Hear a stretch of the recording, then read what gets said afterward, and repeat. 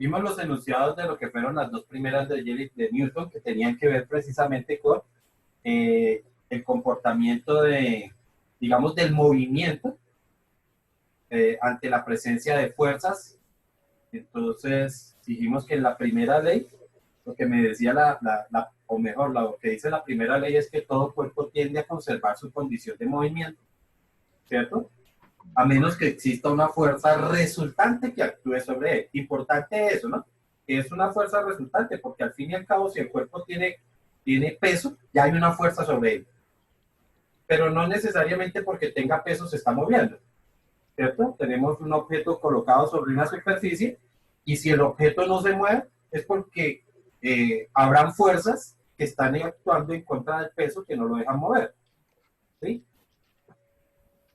La segunda ley entonces ya nos hablaba de la condición de movimiento, es decir, qué pasa cuando nosotros o sobre un cuerpo actúa una fuerza resultante y entonces dijimos que se generaba una aceleración y que esa aceleración era directamente proporcional a la fuerza resultante, pero inversamente proporcional a la masa del cuerpo. ¿Ok? Y ahora vamos a ver qué dice la tercera ley. La tercera ley de Newton se llama acción y reacción. ¿Ok? Tercera ley se llama acción y reacción.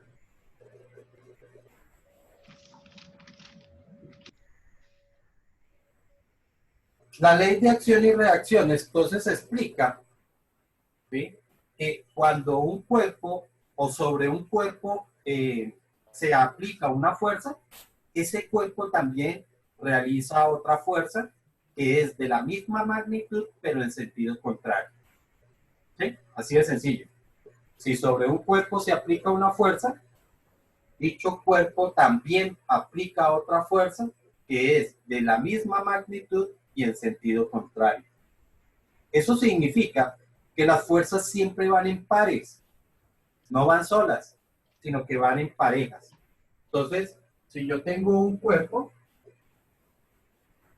que aplica una fuerza sobre el segundo cuerpo, lo puedo señalar, puede ser una fuerza de atracción o una fuerza de repulsión, ¿sí? Una fuerza de atracción, lógicamente, es porque lo está tratando de acercar. Y una fuerza de repulsión es porque lo trata de alejar, ¿cierto? Entonces, si este cuerpo aplica una fuerza sobre este cuerpo, vamos a escribir como fuerza que le realiza el cuerpo 1 al cuerpo 2, pues este cuerpo también va a ejercer una fuerza sobre este cuerpo que es de la misma magnitud, pero en sentido contrario. O sea que si esto mide esta longitud, esta otra fuerza tiene que medir lo mismo. Y esta la llamaríamos la fuerza que el cuerpo realiza sobre el cuerpo 1. Y ya vamos a entrar en algunas discusiones al respecto.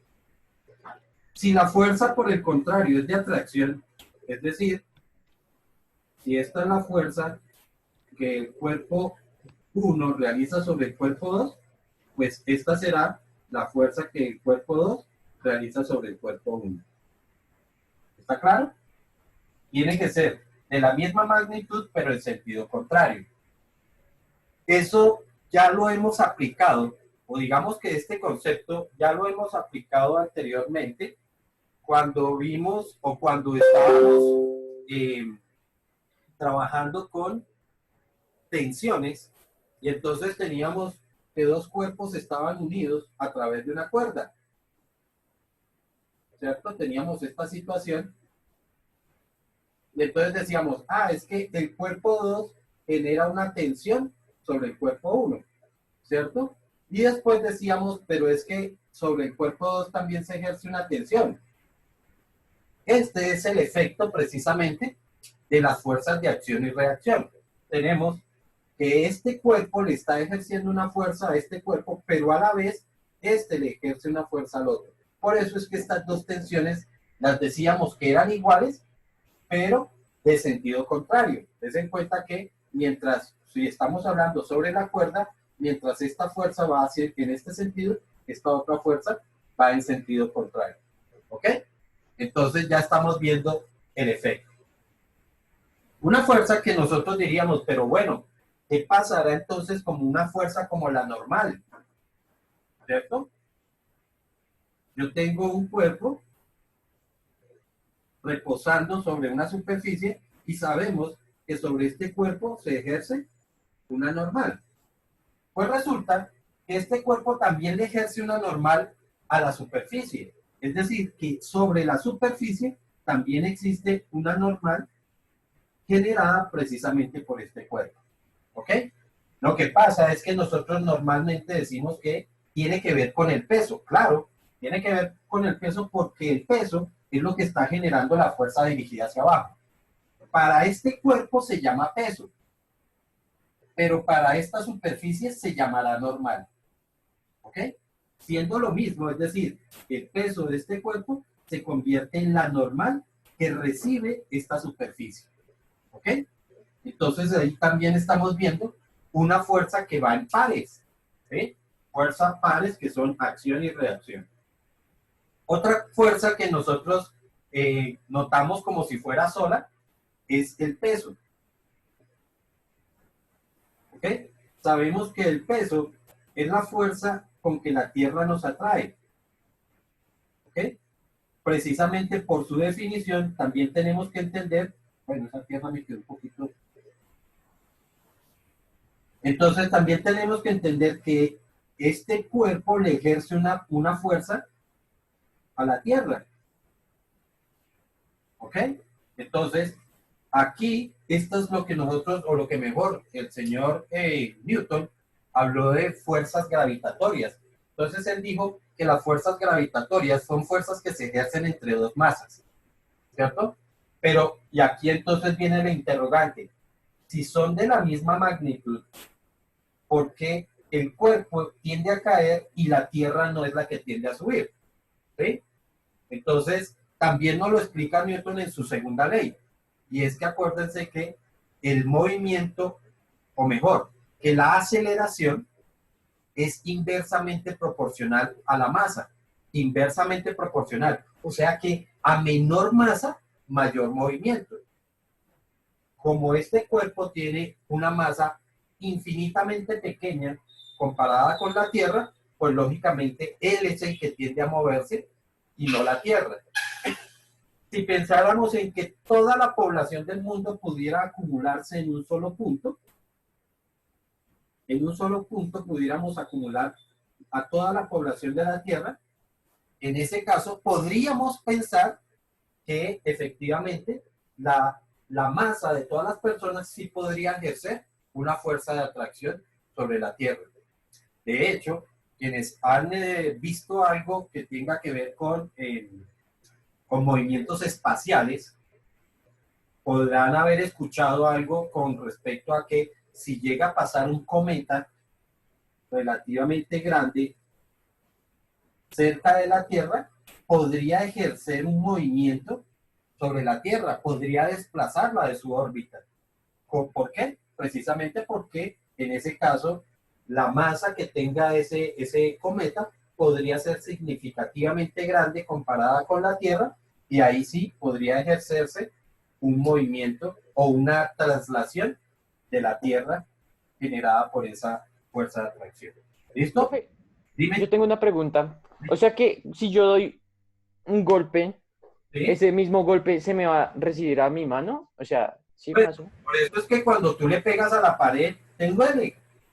Porque es que tú le pegas a la pared, pero al mismo tiempo la pared te está pegando a ti. O, Entonces, o sea que si doy un golpe de 2 kilos, de 2 newtons, digo, yo también recibo un golpe de 2 newtons. correcto, es así. Oh. Entonces, ¿qué pasa con las superficies que uno dice, bueno, pero si yo golpeo una silla con la misma fuerza, porque a mí no me duele tanto? Bueno, ahí tiene que ver es con la absorción que tiene la superficie con respecto al golpe. Es decir, que cuando uno golpea una superficie que es elástica, como puede ser un cojín, entonces lo que va ocurriendo es que tú puedes ejercer la misma fuerza, pero el cojín está absorbiendo el golpe de tal suerte que en el momento en que tú ya dejas de ejercer la fuerza que estás ejerciendo ya no es de los mismos 2 newtons que se pudo haber hecho. ¿Sí? ¿Por qué? Sencillamente porque aquí estamos presentando es una absorción del golpe. ¿Sí está claro? Pero en superficies que son rígidas, cuando tú das un golpe, en la superficie te vuelve a dar el mismo golpe. ¿Ok? Eso también nos explica ciertas situaciones de por qué, por ejemplo, cuando uno está sentado sobre una silla, en una silla y empuja la mesa, muchas veces uno es el que se termina moviendo, ¿cierto? ¿Por qué? Sencillamente yo empujo la mesa y la mesa también me está empujando a mí. Si la mesa llega a tener, digamos que, un obstáculo que no la deja mover, pues lógicamente toda esa fuerza se me reproduce a mí y yo termino moviendo. ¿Sí? Por lo mismo el caso de la persona que está en el bote, ¿cierto? Que con un remo empuja la pared y lo que hace es desplazarse. Lógico, la pared no se va a desplazar porque queda anclada, pero la fuerza que la persona le realiza a la pared también se la devuelve la pared a la persona. ¿Ok? Y con eso, pues, logramos desplazarnos. Profe, ¿y cómo se explica, o sea, de acuerdo a lo que estamos viendo, lo del fluido italiano, que si uno le da, o sea, con mucha fuerza, no, digamos que se pega eso, y si es suave, Qué pena, Mayra, es que no te entendí. ¿Cómo se explica qué? ¿cómo se explica lo del fluido no newtoniano, que es como con maicena y con todo eso, que cuando uno pega fuerte, bueno, sí, ¿Al fluido? sí, Yo o entendí, sea, profe. que cómo se explica de acuerdo a lo que estamos viendo, o sea, digamos en términos como más físicos, no así como si le pego fuerte esto, sino como... Listo. Resulta que adicionalmente, cuando nosotros tenemos un líquido, las moléculas que se encuentran en la superficie se ejercen una fuerza entre ellas mismas. ¿Ok? A eso es lo que se le llama tensión superficial. Es una tensión superficial. Es una fuerza, vuelvo y te digo, que se ejerce entre las mismas moléculas. Por eso es que, por ejemplo, cuando una persona golpea contra una superficie, es decir, los que tratan de entrar de clavado y terminan de barriga, terminan golpeados tan fuerte, es precisamente por esa tensión superficial. Eso quiere decir que las moléculas de la superficie empiezan a, digamos que a unirse fuertemente y evitan digamos que el ingreso. Lógicamente, cuando la persona cae, que golpea contra la superficie, está haciendo una fuerza dirigida hacia abajo y la rigidez, ojo porque aquí estamos hablando de la rigidez que hay en la superficie. Esa rigidez que hay en la superficie genera una, digamos que una condición parecida ya a la pared, ¿ok? Es decir, que genera una condición de no elasticidad. Lo que hace es precisamente que devuelva el golpe hacia la persona y por eso la persona termina precisamente tan colorada. ¿Qué se hace? ¿Por qué entonces la persona tiene que entrar digamos que de enclavado? Tiene que entrar es con el mínimo área de contacto para precisamente poder romper esa tensión superficial. Entre mayor superficie haya en contacto, pues mayor rigidez va a tener la superficie. ¿Ok? Por eso es que yo no sé si ustedes han visto que si uno coloca un vaso con agua y en la superficie coloca muy delicadamente un clip, ya saben que un clip es ese ganchito metálico que utilizamos para coger las hojas. Si ustedes colocan el clip muy suavemente sobre la superficie, el clip no se hunde. Pero si lo colocamos parado, el clip se hunde rápidamente. ¿Por qué? Porque la superficie que tiene de contacto en esta situación es menor que la que tiene en esta. Y en ese caso, la tensión superficial logra sostener a este clip. ¿Ok? Entonces, esa es la explicación de por qué el comportamiento del agua cuando nosotros golpeamos una superficie. ¿Sí estamos? Sí, ¿Alguna señor. ahí? No, señor. Bueno, este concepto de la tercera ley de Newton tiene también una repercusión que es lo que nosotros llamamos el impulso. ¿Ok? Que es un tema que vamos a ver después. Cuando nosotros golpeamos un objeto, que es lo que le decimos que le damos un impulso, entonces resulta que cuando yo le doy el golpe al objeto, el objeto a su vez me está devolviendo algo del golpe. ¿Ok? Y ese efecto lo vamos a ver en algo que vamos a llamar los choques.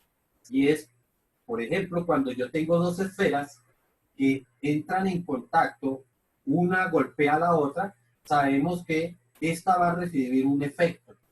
¿Sí? A ese efecto es lo que nosotros le llamamos el impulso. ¿Listo?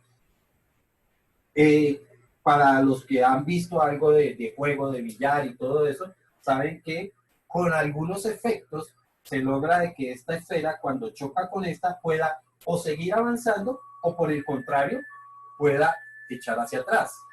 ¿Ok? Entonces, eso se debe a efectos de impulso. ¿Listo? Por ahora, lo que nos interesa es conocer, digamos que lo que nos dice la tercera ley de Newton.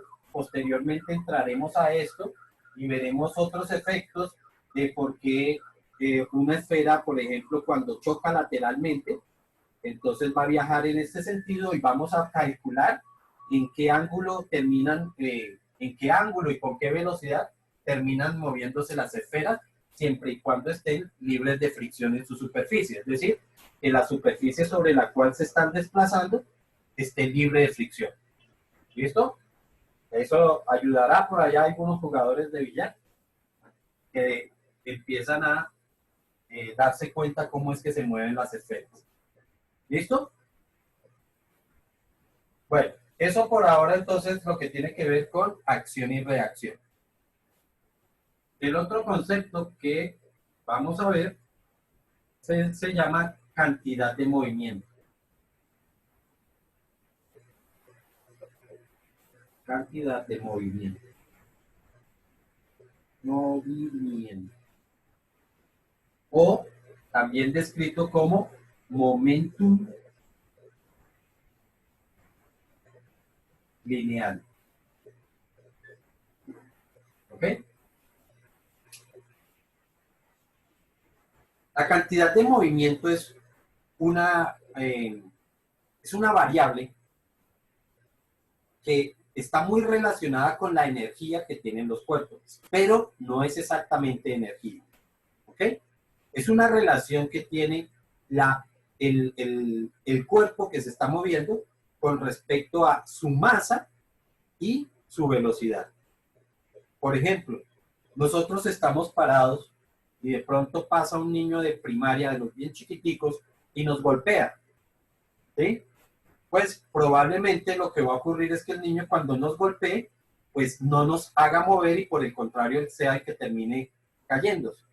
¿Cierto? Pero si tenemos un muchacho ya mucho más grande, por ejemplo, imagínense a David Méndez, que viene y nos golpea, pues probablemente David sí nos haga mover, ¿cierto? Y más allá, nos tumbe y de todo el asunto. ¿Ok? Entonces, ¿por qué? Porque en ese caso David tiene una buena masa, ¿cierto? Tiene bastante masa, por lo tanto él puede transferir mucho movimiento. Ese movimiento que él logra transferir es lo que nosotros llamamos la cantidad de movimiento. ¿Ok? Pero no solamente ocurre cuando una persona tiene mucha masa. También ocurre cuando la persona va muy rápido. Entonces yo puedo tener a un chico ya no tan grande como David, sino un chico de menor masa, ¿sí? Imaginémonos a Bonilla, pero Bonilla, porque viene muy rápido, también al chocarnos nos puede desplazar, ¿ok? En ese caso, ya la situación de la cantidad de movimiento no se da por la cantidad de masa, sino por la cantidad de velocidad. Pues masa por gravedad, ¿no? ¿Qué? Por aceleración, por velocidad. Masa por velocidad, sí señor. La cantidad de movimiento, nosotros la vamos a representar con la letra P. Es una cantidad vectorial, ¿sí? Y corresponde a la masa multiplicada por la velocidad. ¿Ok? Sabemos que la masa es escalar, ¿sí? Mientras que la velocidad sí es una magnitud vectorial. Escalar por vector nos da nuevamente otro vector. ¿Qué era Pero, la P, profe? Dime, ¿Qué era la P? cantidad de movimiento. P es cantidad de movimiento o momentum lineal. ¿Ok? ¿y eso en qué unidades nos daría? La masa. En el sistema internacional, la masa se expresa en kilogramos, la velocidad se expresa en metros sobre segundo. Estas son las unidades de el momentum lineal y eso no tiene nombre particular. Vale. Por ejemplo, las de fuerza, si ustedes recuerdan, son kilogramos por metro sobre segundo cuadrado. Y a esta relación de unidades es lo que le llamamos el newton. Pero esta no tiene un nombre en particular. Debía llamarse como Toñito, una cosa así, ¿sí o no? Toñito Capo. Pero no. Desafortunadamente no le han puesto nombre a eso. Bueno. Resulta que la cantidad de movimiento, como les decía, es algo parecido a la energía, pero no es exactamente energía. ¿Ok? Después vamos a ver con detenimiento qué es la energía. Pero sí cumple algunas características de la energía. Por ejemplo, que la cantidad de movimiento es transferible. Y viene el caso precisamente de cuando tenemos dos cuerpos que chocan, ¿cierto? Entonces, ahí estamos viendo que la cantidad de movimiento que trae un cuerpo se la puede transferir al otro objeto que está recibiendo el impacto, ¿sí? Y que lo hace, lógicamente, desplazar. ¿Ok? Entonces, esa cantidad de movimiento, digamos que se transfiere o que se tiene, no se pierde, sino que se transfiere. ¿Ok? La vamos a transferir de un cuerpo a otro cuerpo. Y eso me dice entonces que si la cantidad de movimiento que se transfiere es la misma, entonces podemos decir que la sumatoria de los momentos de los cuerpos tiene que ser constante. ¿Ok? Todo ese momento que traen los dos cuerpos que están interactuando, entonces va a ser constante. ¿Listo? Cuando nosotros recuerden que hablamos de sumatorias, entonces estamos hablando de una sumatoria, en este caso es una sumatoria vectorial, ¿ok? No una sumatoria escalar. Entonces, cuando yo hago una sumatoria de dos vectores, recuerden que de acuerdo a la dirección que tengan esos dos vectores, podría darse que la sumatoria me dé 0. ¿Ok?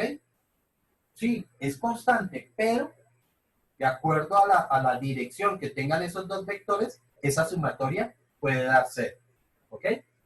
Entonces, si yo tengo un objeto que se mueve hacia acá, pues ese cuerpo va a tener su cantidad de movimiento, ¿cierto? Y si se encuentra con otro objeto que va en sentido contrario, que también tiene su momento, entonces lo que va a ocurrir es que entre esos dos momentos, uno es positivo, el otro es negativo, sencillamente al hacer la sumatoria, entonces vamos a tener una anulación. ¿Ok? Esta condición entonces me dice que si eso es constante en cualquier instante, entonces yo puedo decir que si eso es constante, entonces me dice que la sumatoria de los momentos en la situación 1 tendrá que ser igual a la sumatoria de los momentos en el instante 2. ¿Ok? Dime. Entonces, esa condición nos permite, ¿sí?, plantear lo que le va a ocurrir a los cuerpos que están interactuando en un choque. ¿Sí? Entonces aquí lo que vamos a decir es que la situación 1 sería antes del choque y la situación 2 sería después del choque. ¿Listo? El asunto es, como hoy tengo algunos estudiantes que están en evaluación y no han terminado, todavía no se nos han agregado, pues no quiero avanzar más con este tema hasta que no estén todos presentes. ¿Ok? Entonces, por hoy vamos a dejar hasta ahí, vamos a dejar este concepto planteado y la próxima clase ya lo desarrollamos.